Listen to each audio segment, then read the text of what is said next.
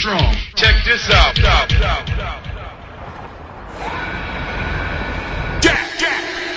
The whole scene I've been around all my life was predominantly minority.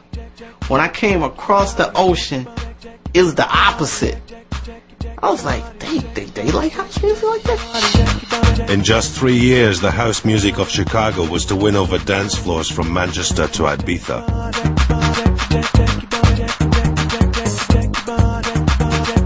When you first heard this stuff, it was just blew your bollocks off.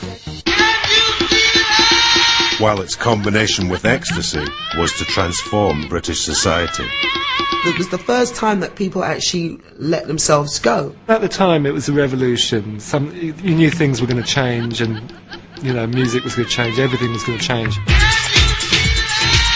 This is the story of the music and people who created the Summer of Love.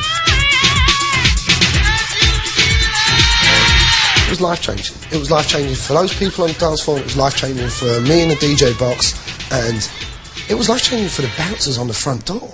Check this out.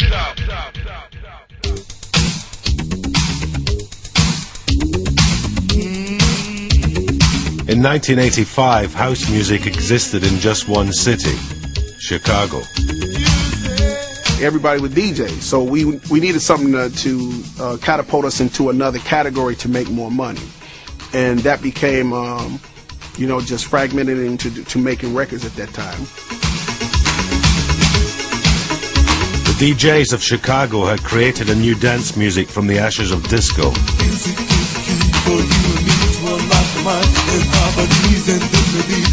In 1985, legendary producer Steve Silk Hurley created its first hit. We pressed it up, it went through the roof.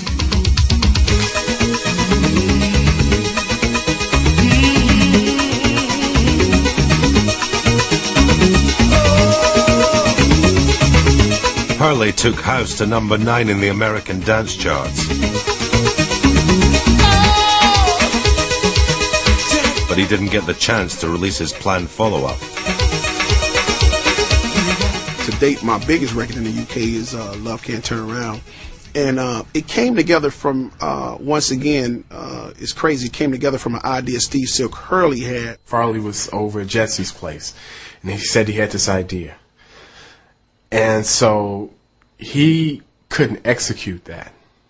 He knew that the three of us could. We brought in Dwayne to do the solo, the piano stuff on there. We brought in Vince because Vince was like the lyricist on everything. Now this is how it started. My dream's all broken hearted because I want you. We'll never be the same because you play these silly games and yet I want you. We didn't have a lead vocalist. I had recently recorded a song with this guy, Daryl Pandy, a song called Climax that was on Ray Barney's Bright Star Records. This guy was a motherfucker of a singer. And I had heard somewhere that he had played the Cowardly Lion in the local performance of The Wiz. And he's gay.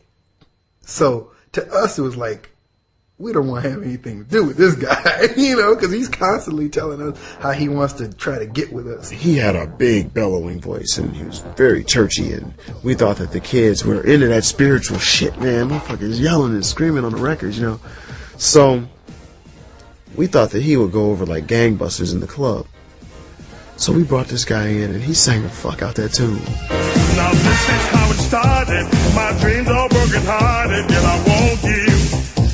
Baby, we'll never be the same, 'cause you play those silly games, and yet I want you, girl. Farley started playing shit on the radio, and, copies started flying out the door. Record goes on the radio, blows up, huge, selling numbers. But Love Can't Turn Around divided the friends who had created it. You just want everybody to keep calling your name Farley, so it got a little bit out of hand at that time. Within 30 days, I'm in Rocky Jones' office, and he's cutting us a check for $20,000, $30,000.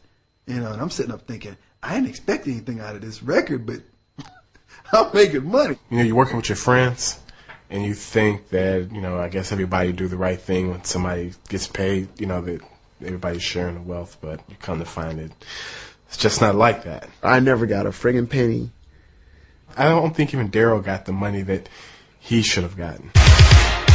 But it was the track that catapulted house into the UK.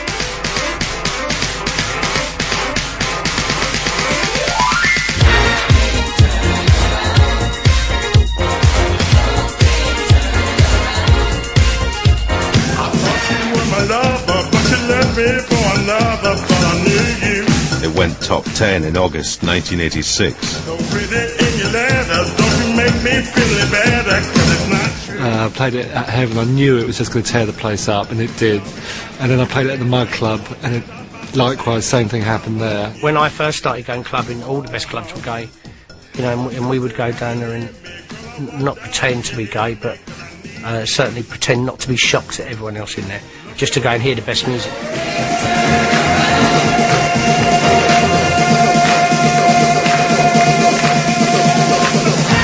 DJs who played house in straight clubs in London got a less enthusiastic reaction. Well, somebody else came up to me at a warehouse party in London with this kind of, you know, those kind of cloth rear groove caps they used to wear, and the steel toe cap, Doc Martens and white socks and 501s and ME1 flying jacket. A look later developed by Bros, if I remember correctly. They said, well, I'll get this Puff's music off. And I started getting these notes passed to me saying, why are you playing this Chicago homo music? I had a few kind of like things thrown at me, and I was called gay a lot as well. Most of the clubbers were into rare groove and hip hop, and you know, everyone was cool and down and that kind of stuff. I think a lot of the hip hop kids thought the music was quite faggy. You know, they didn't get it, and in fact, most people didn't get it. No one's used to it. No one was used to that sort of tempo and energy. So you know, it took a while, but up north, everyone was into it. Everyone were into it long before we were, as far as like, you know, going out and dancing to it and stuff. Since the late 70s, soul fans in the north of England had held the torch for up-tempo dance music.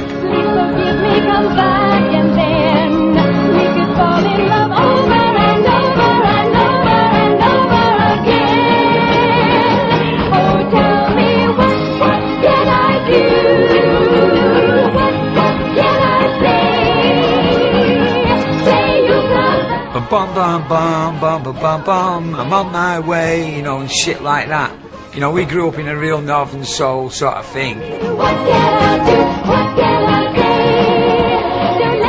When house arrived in the 80s, it fitted into the northern soul all-night dance culture. I think there was a lot of similarities. It was like, you know,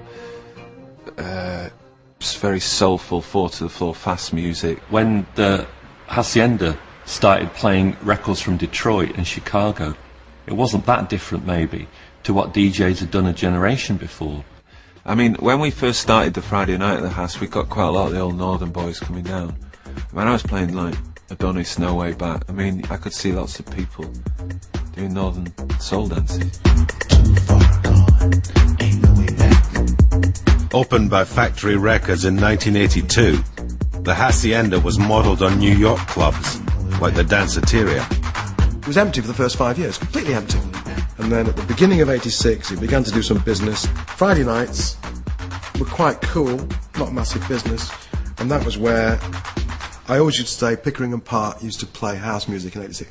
In fact, it was Pickering Park and John Da Silva, who I never give enough credit because his name doesn't begin with P. I think Manchester was the epicentre of the whole house scene as such. I mean, there was things happening in London, but I mean, I moved to Manchester. Apart from the fact that I'm from around here, it was mainly really just simply for the Hacienda, and you know, if you wanted to be a house DJ, it was the place to come. But when you went in the Hacienda, you heard stuff that nobody else got for fucking months.